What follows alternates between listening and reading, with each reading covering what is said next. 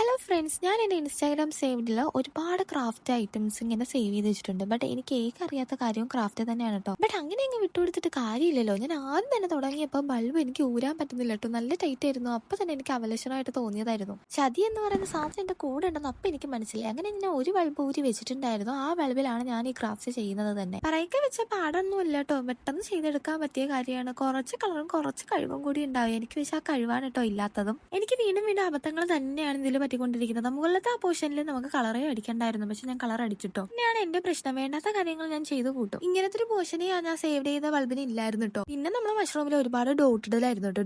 ഡോട്ടിട്ട് എന്റെ കയ്യിൽ നിന്ന് വീണ് പോയിട്ടോ. പിന്നെ അത് കുളവായി. പിന്നെ എങ്ങനെയെങ്കിലും ഞാൻ സെറ്റാക്കി എടുത്തു. പാട് നമ്മൾ വീഴുമല്ലോ, അത് എനിക്ക് വീണ് വേണം എല്ലാം പഠിക്കാൻ. അതുപോലെ ക്രാഫ്റ്റ് ഞാൻ പഠിച്ചെടുക്കും കേട്ടോ.